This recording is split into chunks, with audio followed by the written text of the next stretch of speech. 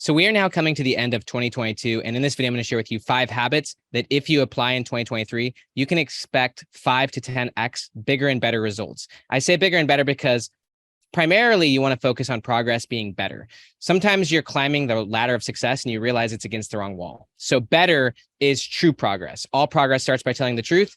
And so in this video, I'm going to share with you 5 habits that if you apply in 2023, you will get at least 5 to 10x better, but also bigger progress in 2023 than you did in 2022. So let's go ahead and start. Habit number 1 is regularly reviewing your progress. This is something I learned from Dan Sullivan, the co-founder of Strategic Coach, and he and I even wrote a book on this topic called The Gap and the Gain. But there are a few different models for reviewing your progress. And so one thing I would invite you to do is review your progress for all of 2022 combined. So look at 2022, look at all of your biggest achievements and accumulate them. Look at all of your biggest experiences, peak experiences, but also look at your biggest failures. One of the things that my wife and I have been doing with our kids is applying a concept in Carol Dweck's book, Mindset, where she talks about when you're talking to your kids at the end of each day, ask them, where did they fail today and what did they learn?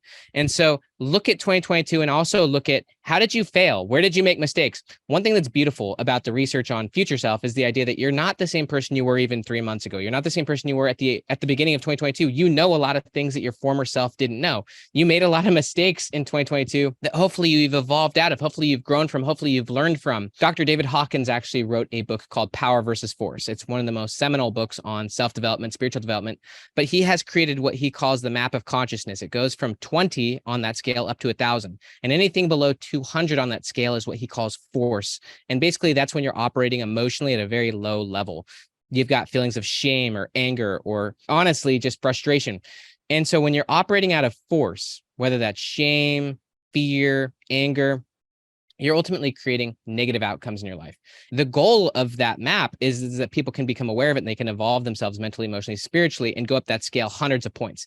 The 200 mark, by the way, on that scale is courage. All progress starts by telling the truth. It takes courage to approach your past, look at it, transform the meaning of it, but it also takes courage to visualize your future self and then to proactively commit and go for that.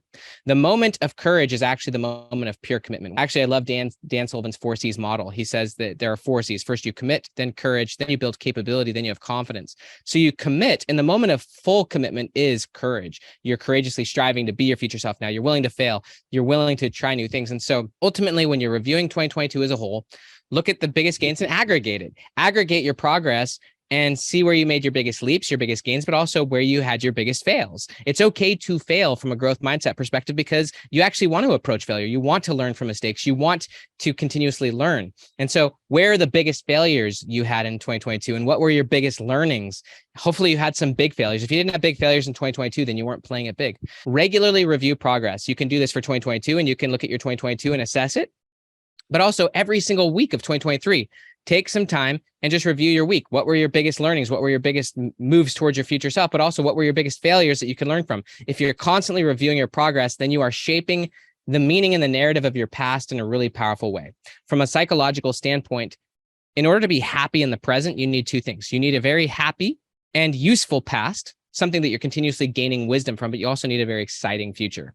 So an exciting future is a future self that's exciting, it's purposeful, it's bringing you forward. This is what Viktor Frankl found in his book, Man's Search for Meaning, that if you don't have a purpose and a goal and a future that is stretching you, that gives you hope, that gives you meaning, then you're subtly dying in the present. But also you need a past that is something you're continuously learning from. You're shaping the meaning of, you're learning from it, you're excited about it, and you're continually humbled by your experiences, and you value your experiences so much. So every week throughout 2023, review your progress, reflect on the biggest learnings, the biggest experiences, but also the biggest failures, and transform all experiences to your gain. Transform every experience into learning, growth, and development. And you can do this on a daily basis. You just look back at the end of your day. That's actually a much more powerful habit rather than staring at your phone and being reactive. But at the end of your day, look at your day. One of the things that Dan Sullivan suggests, he's been doing this for years or decades, is just reflect on 3 wins from the day. And wins could be tangible progress you made, but they also could be failures you learned from or just experiences you learned from. So end of your day, reflect on 3 forms of progress you made that you're now further than your past self at the beginning of the day because now you know better and also you've advanced further. You've gained wisdom, knowledge, and experience.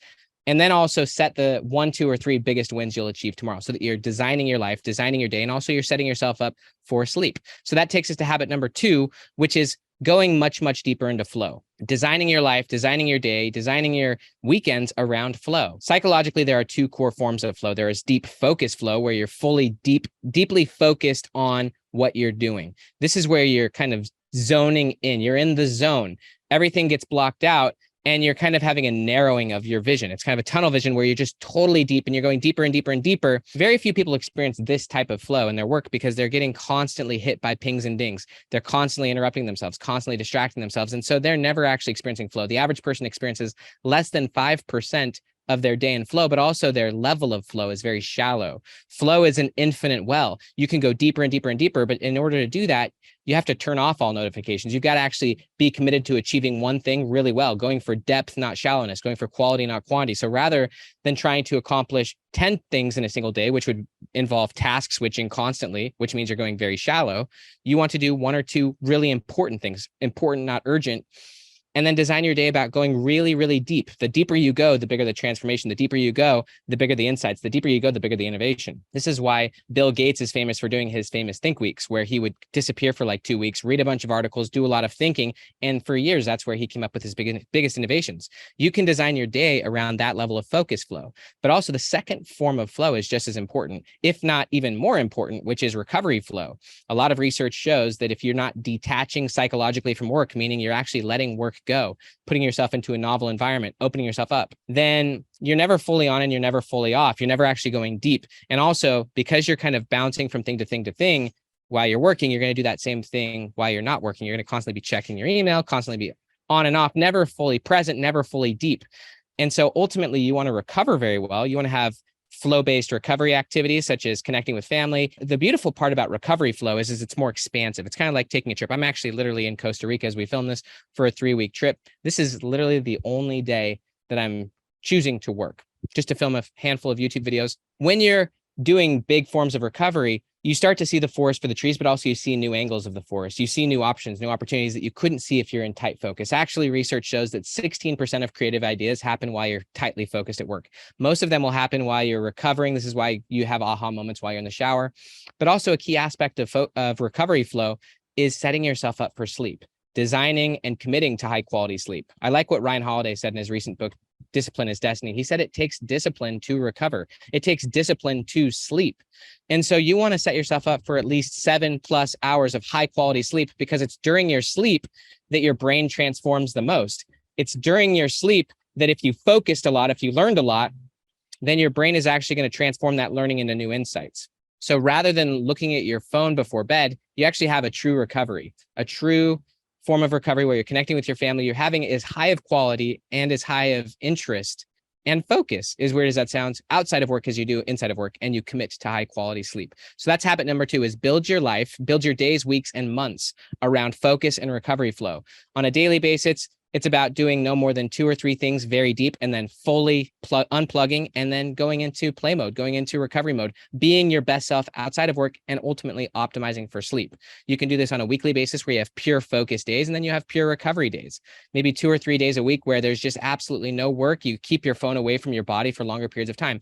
The longer you keep your phone away from your body, ultimately, the better for your focus and for your creativity, for your focus flow and your recovery flow. So that now takes us to habit number 3, which is raising your floor in the key areas of your life. We all have a floor. The floor is our minimum standard. So you have a floor on how you approach your day. You wake up and you have a floor on like the quality of food you eat throughout that day. The floor is your absolute worst. Your ceiling is your absolute best. And as people, we're somewhere in the middle. We're the average of our ceiling and our floor.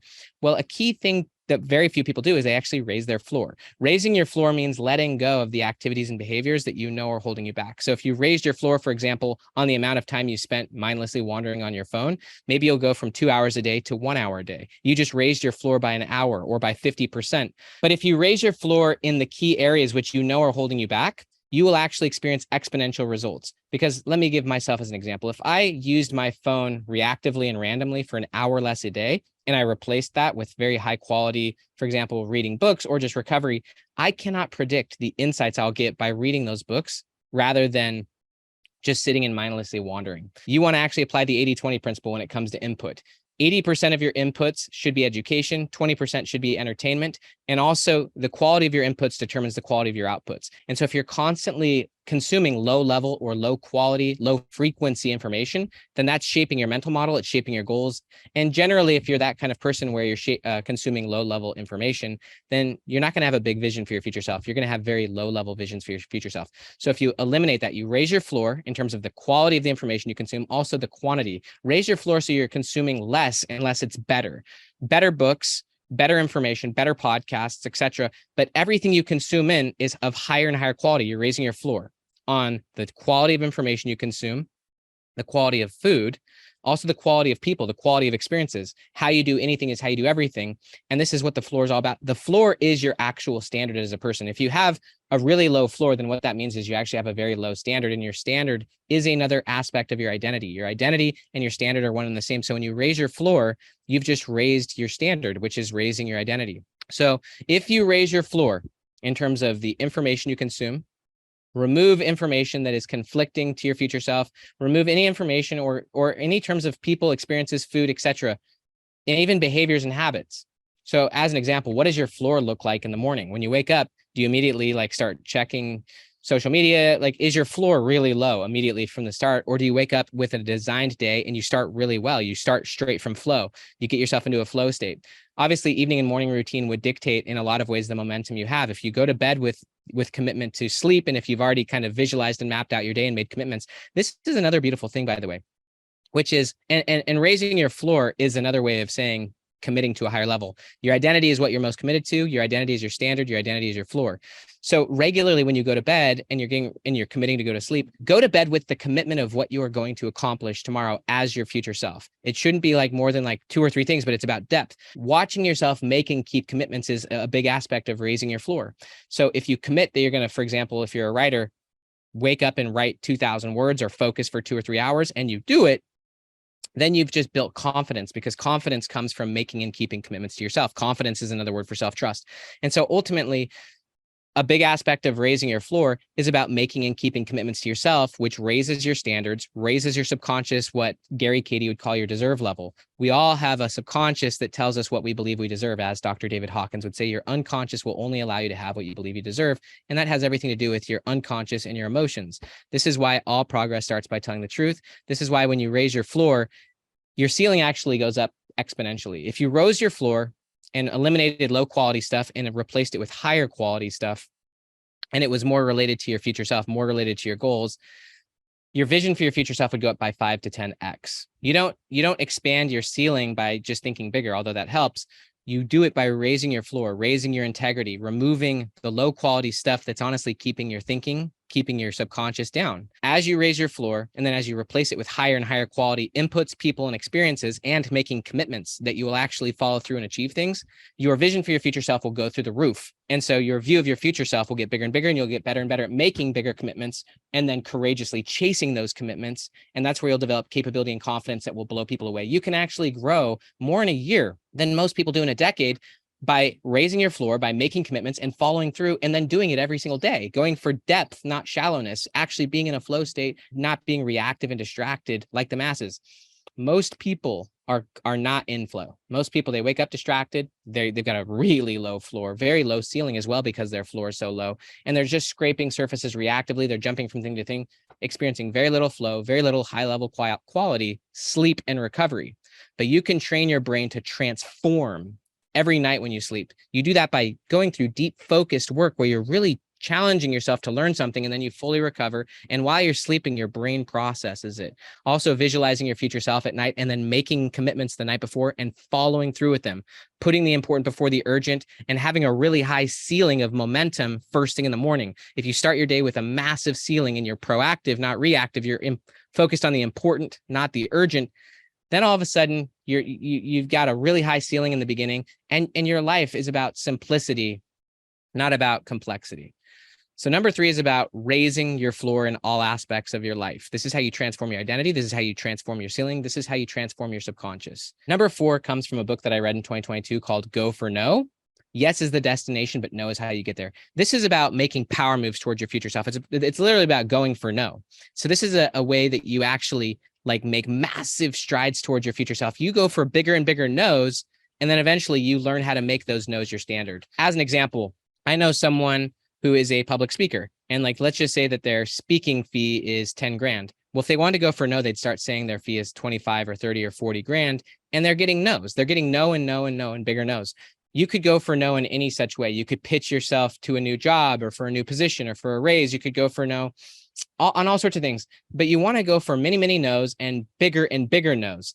You want to have really impressive no's. And this has nothing to do with impressing anyone else. It's about you actually committing and actually trying things. Like literally you're trying for bigger and bigger no's. I love the concept. I think I originally learned it from Darren Hardy, but he said that you can change your life with 20 seconds of courage each day. 20 seconds. You don't need to be courageous 24/7. You really only need to be courageous like 20 seconds, 30 seconds, a minute every day, but you're actually like being courageous. You're going for no. And you get better and better at getting rejected. You get better and better at not taking it personally. You're just going for no. And eventually you start to get yeses at that higher level. And once you get a yes at that higher level, honestly, like the speaker, for example, the speaker who gets a regular fee of 10 grand, but they start going for no and they all of a sudden get one at like 25 grand. Getting that one yes at the higher level transforms their confidence. That shows them that, wow, I can now set a new standard. And then they can now make that their minimum standard and start saying no to the other things, the things that they used to say yes to. So if you start going for no a lot more and a lot bigger, a lot more consistently in 2023, what could you do?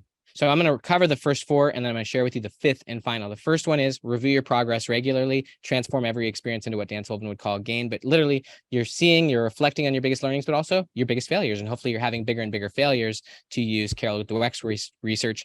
That's how you build a growth mindset, is you're having bigger and bigger failures, but also you're learning from those. You're regularly learning. You're not hiding from your failures. Number two is about optimizing your life for focus and recovery flow, going much deeper into flow, because the deeper you go, the bigger the transformations, the deeper, the more the insights. If you build your life around focus and recovery flow, then you're doing less but better, and you're ultimately going to be about higher quality in all things.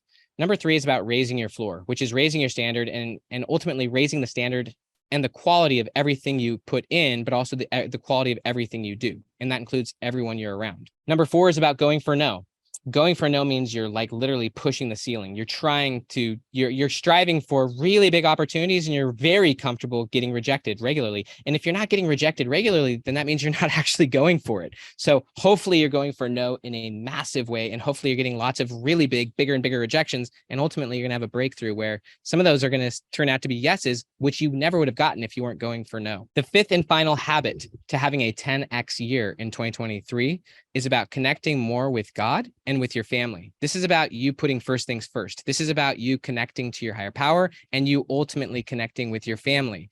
One of the things that I learned when I read the book by Bessel van der Kolk called The Body Keeps the Score is obviously that trauma in a lot of ways has to do with your relationship with your parents. And so whether your parents are alive or dead, you'll ultimately want to navigate that relationship and heal and transform that. If you've got kids, if you got a spouse, ultimately that should be one of your top priorities. And then getting your relationship with God right. If you put God first in the morning, he will shape all of your thoughts throughout the day.